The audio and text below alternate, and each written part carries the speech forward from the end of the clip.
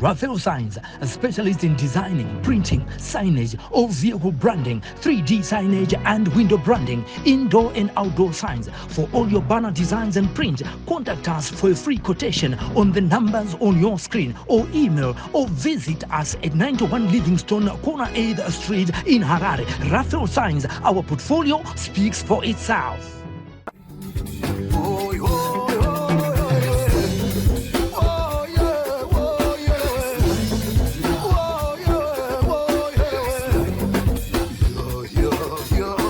Kazuwai kusangana zvakare pano paSly Media TV tichitaura nyaya dzakasiyana siyana tichipinda muvanhu vanhu ivavo vachitsanangura nyaya dzavo zvakasiyana nekuti isusu tinge tichikudzai nyaya dziri kuitika asi tinouya kwamuri navo vanhu vachitsanangura muchizvinzwira mega pachena. Dzimwe dzenyaya dzatinoita dzinosvisa, dzimwe dzinorwadza, tinenge tichitsvagawo rubatsiro kuti vanhu vavo vakwanise kubatsirikana vakwanise kusunungurwa. Zvakafanana nenyaya yatinayo nhasi tiri kuno kuStone Ridge, tina mama vatinavo vari kunetseka nezviri kuvarwadza, zviri kunzi nyaya idzi ndedzeumhuri zvakaitika mumusha mavo. Regai tinzwe mama vachinyatsotsanangura vachitaura nyaya yavo zvizvi zviri kuitika nenhoroondo iripo mumhuri mavo kumashure musha mavakaberekwa. Mama, makadii zvenyu? Tiri makadiwa. Tiripo ndinokuchingamidzai paSly Media TV. Ndokumbira mutange nekuudza vari kuona zita renyu, kumusha kwamakaberekerwa zvese. Right. Zita rangu ndonzi Emily Chimombe. Ndakaberekerwa kwaMutoko. Kunonzi kwaChimombe ndokwandakaberekerwa. Tanzwa muchitaura inini nyaya yekuti mune chinhu chiri kufamba musoro. Ndokumbira munyatsonditsanangurira nhoroondo yacho nezvachiri kuita pamuri. Ndechinhu chiri kundifamba musoro. Chinhu chakatanga 2008 or 2009 ndatokangana. Ndipo zvakatanga zvichiita senge ndabudirwa nemhepo here, ndotaura zvinhu zvisinganzwisisiki. 2008 kusvika izvezvi ndinongofamba ndichitsvaga help, hazviperi. Saka pazosvika kuti pane chinhu chakutoita zvekundifamba, saka chinhu chinofamba kudai. Saka ndogara ndichingoita so kuti chidzokere mumusoro, chine chichida kundipinda mumaziso. Saka dzimwe nguva chinogona kutanga kuruma bhodhi yese, zvekuti ndenge ndichitochema bhodhi yese ndichinzwa kuti ndiri kurumwa nechinhu chiri kundiruma, pachinhu chacho handichioni. Nhoroondo yechinhu ichi mukufamba-famba mukunzwa kwenyu zviri kunzi chii? Nhoroondo yechinhu chichifamba vanoti kumusha kwenu baba vangu vakatora mushonga kuChipinge zvavakazoreverera, ndo zvinoita kuti zvinge zvichidai. Saka muchizofamba imimi pakunzi chakatorwa kuChipinge, ndezvipi zvinhu zvamakamboita semhuri kuti mutsvage kugadzirisa pano pakakanganiswa nababa? Ekutanga takaenda kuChipinge takanoona vamwe sekuru, ndakanganwa zita ravo, but kwanga kuri kuChipinge Chimani Chipinge handichazivi, but ndiko kwasaidira kuChipinge. Sekuru vai vakati mushonga wakatorwa panapa. Saka vadaro vakati tibhadhare mari yemombe 3 or 4. Takatsvagiridza mari yayo sekuru vai takavasira imwe mari. Takazovaudza kuti sekuru isu mari hatichisina yekuti tikubhadharei mari yose. Sekuru vai vakati kana makasvika kuHarare munofanira kutsvaga mari iyoyo muidzoke nayo. Muprofita angati akaenda naye akakumbira akati kuti tidzoke kunoku hakuna mota dzosvika kuno tawane kufamba. Saka tokumbira imwe weyo yekuti tinokubhadharai nayo mari. Sekuru vai vakatipa mushonga nevhu, vakati kana matsvaga mari muchaisa mumbiya mukande murwizi. Kana mukakanda murwizi mari yangu ichauya, mukaona pakabvira moto zvoreva kuti mari yangu yatouya. Tikati alright. Takatotsvaga Maria, takaita saizvozvo takanokanda Maria pakabuda moto. Takati saka zvapera tabhadhara dare racho zvese ratopera. Asi hazvinomira. Zvakangomira maybe 2-3 months. Ndakatanga kuudzana sesi wangu ndakati zvinhu zvandifunga kuti zvakapera. Zvandaingonzwa ndizvo zvandichisungonzwa. Ndakazama futi ndakavavarira ndakanomhanya ndakaenda kuSouth Africa ndikanoshanda. 2013 ndakatsvaga mari inosvika 10,000 rand. Ndakasendera vamwe sisi wangu ndakati imbodzokerai kuna sekuru vai munovabvunza kuti zvinhu izvi hazvina kupera, kana vachida kubhadharwa futi titangire ipapo tichinzwisana nawo kuti vanoita sei. Sisi vangu vakaenda ikoko nemuprofita. Vasati vasvika ikoko vakapfugama kuti vanamate nemuprofita iyeye. Pawakanopfugama kuti vanamate kwakabva kwatanga kunaya mari. Mari iya yatakabvisa paye. Tichiti tiri kubhadhara sekuru wayo. Imari yanga iri, I think yanga ichiri mabondi. But yakadzoka mari iya yakadaro. Payakadzoka kwakabva kwazokukandwa coffin neimwe brother yangu.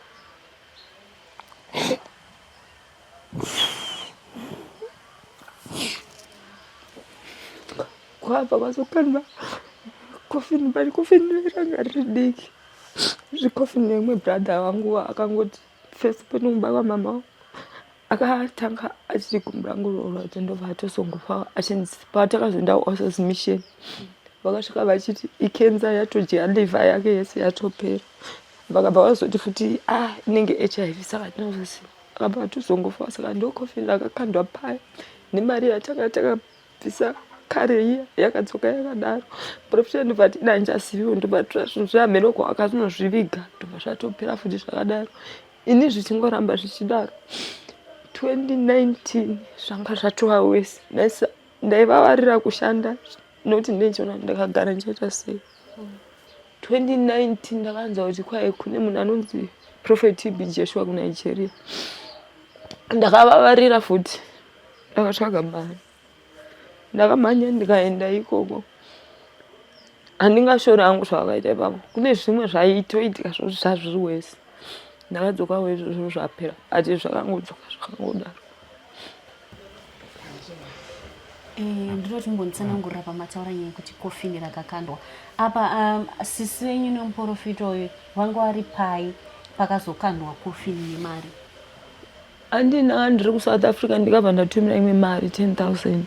Ndikati chidzokerai kuna sekuru vai munonzwa kuti sezvo takakubhadharai inyaya munhu wachona ari kuti zvinhu ndo zvichiri kungoitika. Saka vakakwira futi kubva kuno vachinoenda kuchipinge chimani. Saka vakanodzika vakati tisati taenda regai tichinamatei. Saka pavakanamata ndipo pavakatoona mari yatotanga kutosara. Vachiri kuno vasati vasvika kuya. Muprofita anoti akanzwa uya achiti hamusati matanga.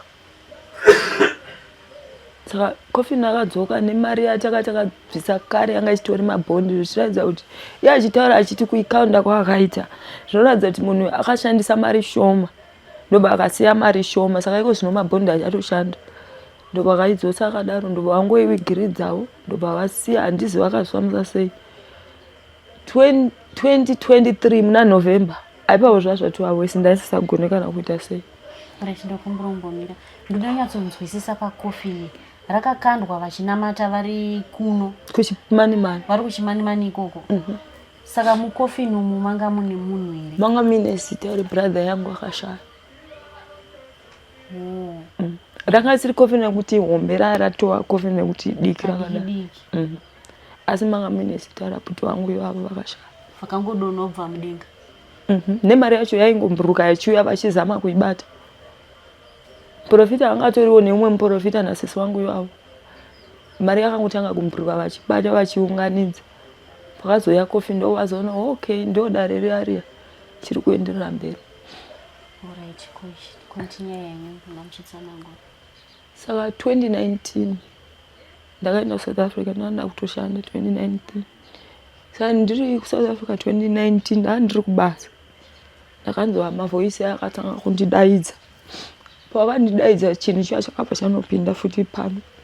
Ndakabva ndaluza memory handichazivi ndiri kuita sei apa ndiri kubasa.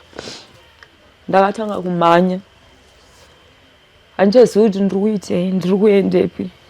Ndakamhanya. Kwanga kune bosi vangu mwana wake ndiye anenge ari bosi wedu. Saka ndichimhanya ari kundibvunza kuti chii chiri kuita handichazivi.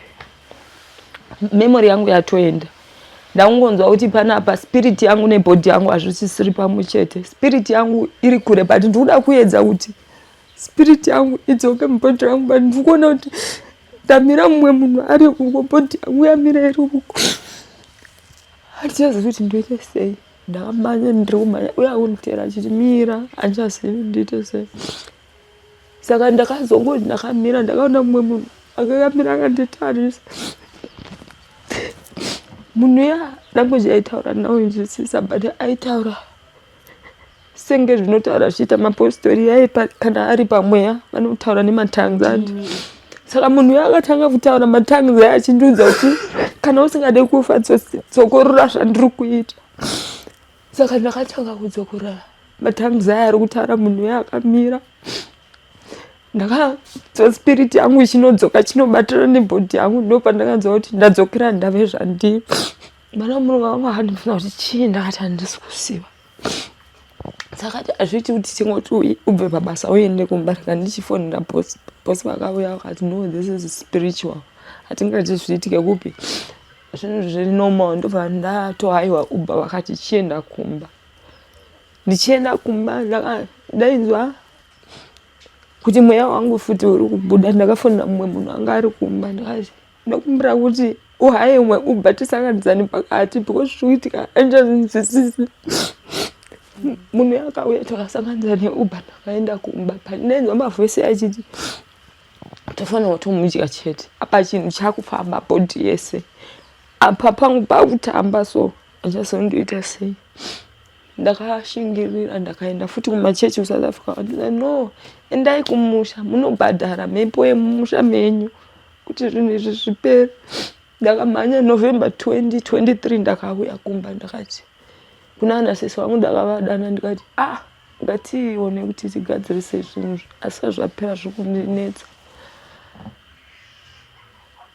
Mama vemuna December 2023 takabva tadana futi muprofita uya akauya akati handei tinobhadhara because kuSouth Africa vachinditsanangura vakati nganga inoda mombe dzinosvika kuma5 kuti dare ritonatsa kupera muno zvinhu zvake atore zvipere. Ndakati alright, ndoshingirira kuti ndibhadhara mombe 5. Ndakavhunza vanhu vanobva kuChipinge Chimanimani kuti guys, ndichida kunobhadhara mombe kuChipinge dzinosvika 4-5 ndinoda kubata mari. Vakati unobata 1500 US ndo mari vanofanira kubata. Ndakati alright, ndakaenda kubasa ndikataurira bosi wangu kuti zvinhu zvasezvo zviri spiritual ndiyo mari yandandofanira kubata.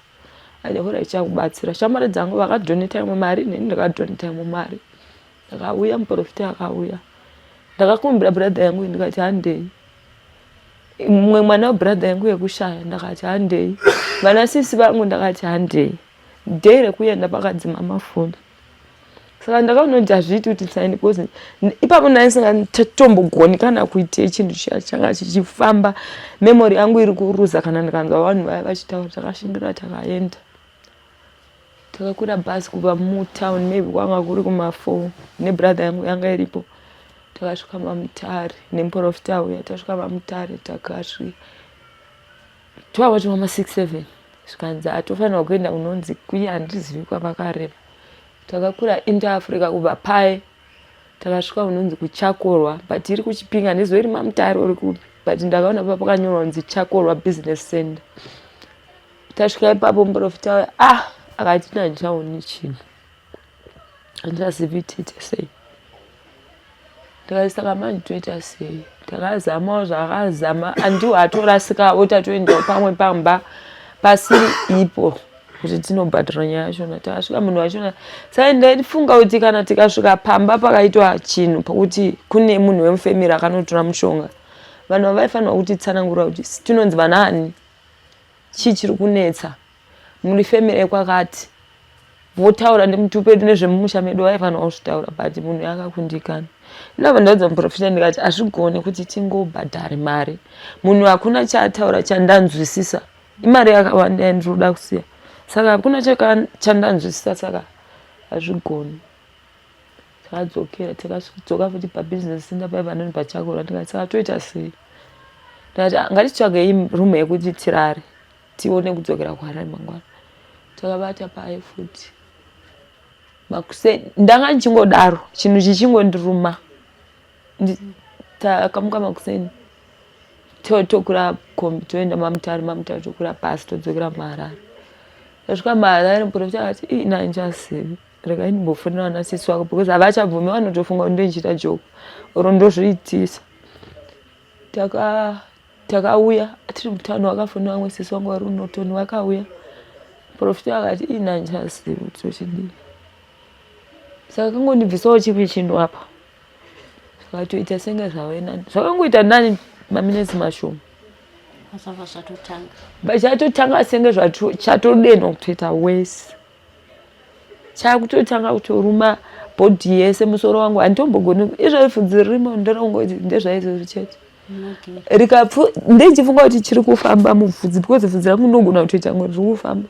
Saka ndogara ndichifunga zviri kufamba mubvudzi. Vandotora hamuzi mubvudzi. Chitori mukati zvokuti ipapo ndichitaura chikutoruma. Musoro wese chikutoruma saka ndikapusha so chinongomira. Asiwo vapo maprofita munenge muna wachitaura vachitsanangura pamweya vari kuti n'anga yakanyatsotsamwei kuzodzosa mari. Muprofita uya achitsanangura because ndiye akanga ambendesa mari pekutanga tichita naye. Anoti munhu uyu hasiriyo akatotorawo mushonga iye munhu akatorerwa mushonga nababa vangu anofanirwa kutoti iye kana tikamupa mari aendewo kune munhu futi wakatorera iye mushonga kuti iyewo futi anobhadhira munhu uya kuti iyi family akanga yatorawo futi mushonga kwandiri iko zvino yadzoka kwandiri. Saka uye iye achitsanangura noti uya haana kuita izvozvo haana kunodzosera kutanga akangotora iye mari ndobva ashandisa imwe azviitirawo zvakaita ndobva asiya zvakadaro. Saka uko tichinoverengwa toichinzi tichiriko nyaya yacho haiperi haisati yapera.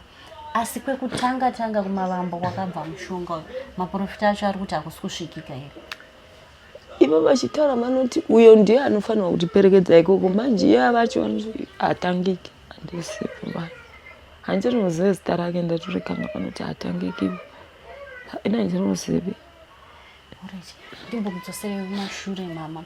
Pane pamatsanangura nyaya yekuti muri kubasa kuSouth Africa muchimhanya makazona munhu achitaura nendimi dzemapostori. Munhu uyu angari munhu ane chimiro chepano pasi here kana kuti? Ndinganyepe kuti ndakangoona munhu akamira chero zvikatotanga ndikatoona kuti panapa memori yangu yakutoenda mweya wangu wakutobuda ndogona kuona munhu yafuti anongomira hake sometimes hatauri chinhu anongochema totodzidzisa kuti ndeita sei kana katochema zvinopera zvakadaro anotanga kundidzidzisa futi kutaura ndimi dziya dzinotaura mapostori but memori yangu inenge yatoenda ndikatanga kutaura izvozvo ndichiteedzera zvokutaura munhu iyeye memori yangu ndinoinzwa ichidzoka kuti ndiri kudzoka kuita nomari nini.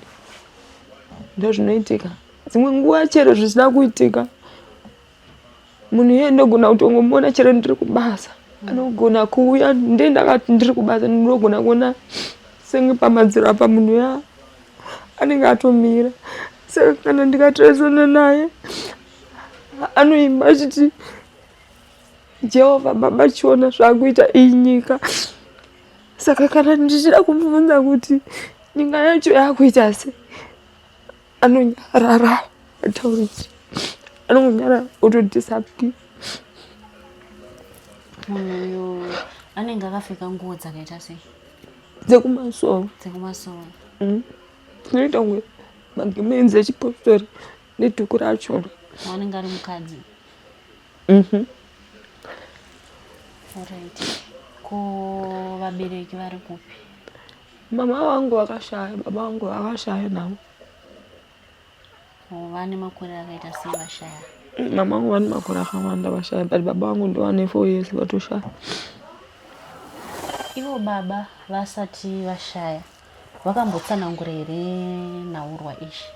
Inini pavakatsanangura ndisipo ndiri South Africa but ndinonzwa kuti vakadana brother yangu ndiye anoreva vakadana vanhu vese havachagari ikoko kwamutoko baba vacho vanga vakatamira vakugara kuBeatrice vanonzi vakatotakurwa kubva ikoko kuBeatrice vakadzokera kuya uku kwamutoko kwatinogara vachiti kunoku ndiko kune mishonga dzachona dzavanga vakatora uko kuChipinge kwachona. Saka vanhu vacho vanonzi vaida kuedza kudzibvisa havana kudzibvisa kusvika baba vatoshaya hauna kubviswa mushonga. Ivo vakashaya sei baba? Ina handizivi hangu pavakashaya kuti chii chaitika. Ndangonzwa kuti kwai vanga vakurwara but vachirwara kudaro vanonziwo vaitaura zvimwe zvinhu zvisinganzwisisike zvemushonga iyoyo. Saka handisipo ndongonzwa vanhu vanga varipo vachiti vaitaurawo kuti mushonga chichi zvinhu zvekuwanda wanda. Nasi ko mama vakashayika sei? Mama pavakashayika pakashaya mama pane vamwe sisi wangu taigara kuGranville. Mama sisi wangu wakabva waita mwana uya akangofawo. Ndakaenda kunotora vana mama kumusha, ndini ndakaenda kunovatora. Ndakasvika baba varipo, takatouya tese kunamo kwacho kuGranville yemwana wasisi wangu. Mama vanga vasingatomborwara. Baba vakadzokera kumusha, mama vakazotera. But hapana kutora 2 or 3 weeks kuti mama watozongomuka wakafa, havana kumborwara. Vakangomuka vakangooma. Vakangomuka vatofa. Saka vana sofa makasiwa muri vangani? Vana takasiva tiri 8 kudaro. Pakabva kwazofa brother yangu first born, apana makore akawanda afa. Kwakatanga kufa sister yangu last born. Akangomuka achiti musoro wangu unorwadza, ndobva atofa. Ndobva kwazofa brother yangu first born, ndobva atofa. Ndobva kwati ava sister vangu vari papiki vakafa maybe last year but 1 vakangofawo futi. Saka tasara tiri 5, vasikana 3, vakomana 3. Ko vamwe ava 4 tichibvisa imimi vane mamwe matambudziko avari kusangana nawo here achikonzereswa nezvinhu zvakatorwa nababa izvi? Problem iripo, brother yangu akaroora 2 times haana mwana. Inini wachona handina mwana. Imwe brother yangu last born inotira kwandiri atoroora handisi kuti how many times haana mwana. Yese vana sisi vangu variko kudzimba kwavo, kwete kuti zvinhu zviri kuvafambira. Ngoti hatigoni kuti tibatane tiite chinhu chimwe chete tigone kukunda, because vamweko zvino havatotonditaudze, because ndakaramba ndichipusha kuti tadi kuti tifambe ndotsvaga hangu inini mari, because zviri kunyanya kubata inini. Ngachingondipa henyu support yekuti mungouya henyu tofamba tese kuti mungoziva kuti chii chiri kunatsa kuitika. Handichatotaudzwi. Ndikatowanyorera message chero ndikatora foni yangu ndongonotora message kuti masisters ndakuwara, ndokumbira kuti handidi kuti mukwire chero kombi nemari yenyu, ndoda hangu kuti ndikutsvagire mari yekombi muuye tifambe ndione kuti chichesei. Handichatopindurwi chero izvozvo ndakauya so handipindurwi, chero kuti ndikurwara handichatotauuri kuti iko zvino zvinhu zvatuwa wese handichagoni. Ndangogona kufonera yeye brother yangu ari 1 ndotoudza kuti sekuru handichagoni kana kuita sei, ndokumbira kuti muuye. Apa sekuru wanga ari kubhusha, ndakatoudza mwana wasisi wangu kuti tsvaga mari taku wanga muchiona ukwidze sekuru wauye timboenda mberi kurunzi kwasekuru tasviti munonzwa kuti chii chiri kuitika. Saka izvezvi kuno kumugara nani? Nevana vasisi vangu iwawa nesekuru wangu nehanzvadzi yangu ndatoti abve kumusha. Saka kana zvikandibata vana vasisi vangu senge vari mwezuro usiku, handizivi ndakaona senge handinauza ndinokuti vanhu vakapinda sei. Ndakaona vanhu vari kutaura, vari kudiscuss.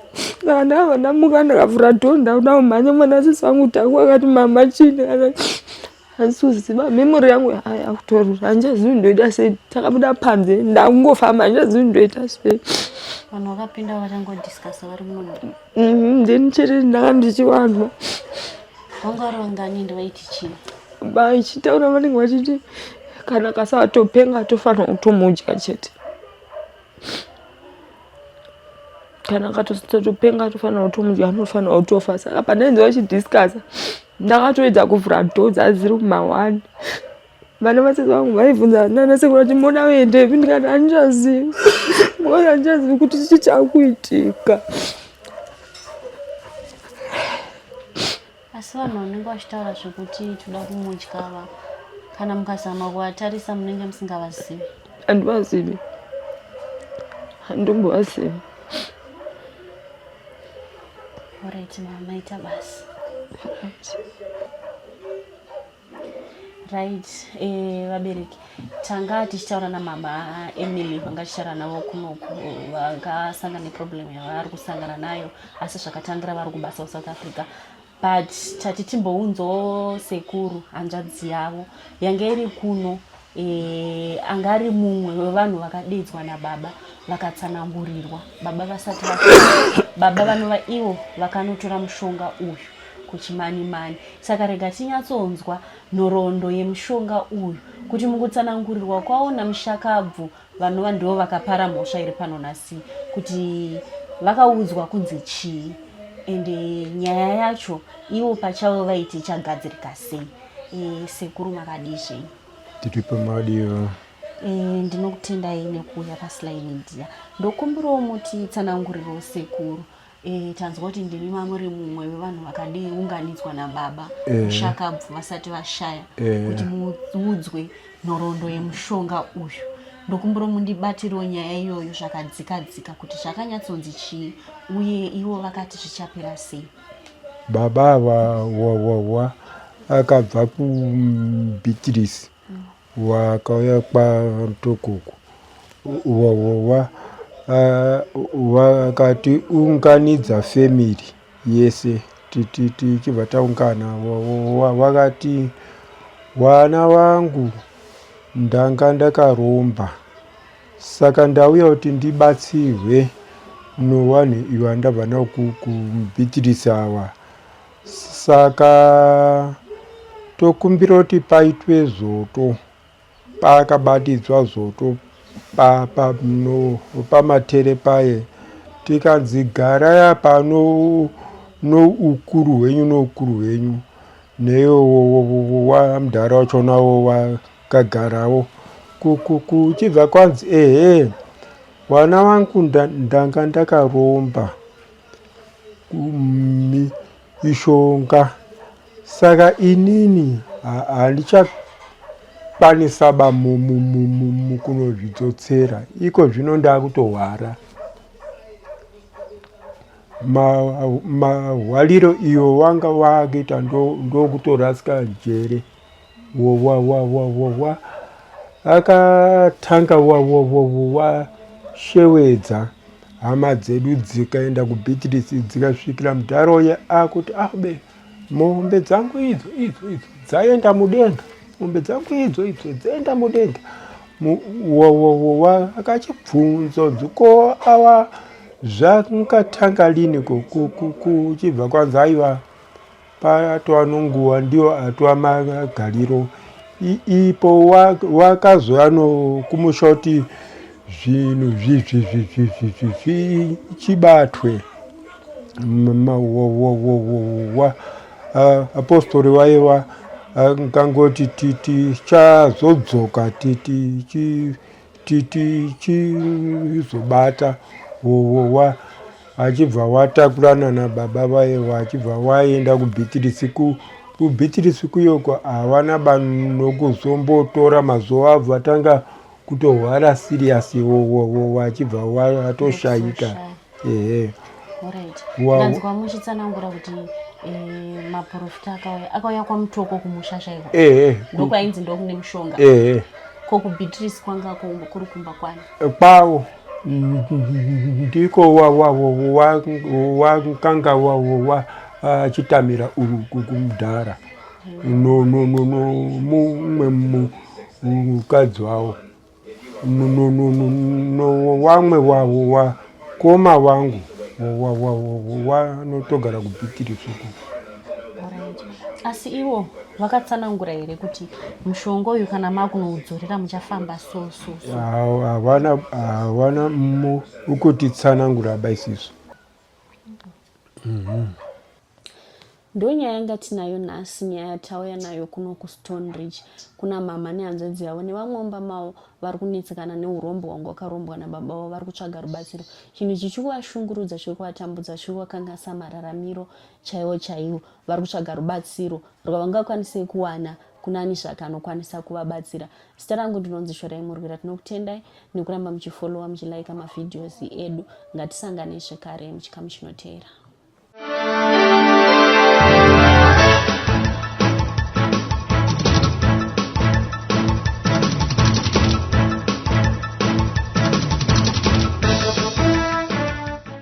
Ndo nyaya yanga tinayo nhasi, nyaya yatauya nayo kuno kuStone Ridge. Kuna mama nehanzvadzi yavo nevamwomba mavo vari kunetsekana neurombo hwangu hwakarombwa nababa vavo, vari kutsvaga rubatsiro. Chinhu ichi chiri kuvashungurudza, chiri kuvatambudza, chiri kuvakangasa mararamiro chaiwo chaiwo. Vari kutsvaga rubatsiro rwavangakwanise kuwana kunani zvake anokwanisa kuvabatsira. Zita rangu ndinonzi Shorai Murwira. Tinokutendai nekuramba muchifollowa muchilaika mavhidhiyozi edu. Ngatisangane zvekare muchikamu chinoteera.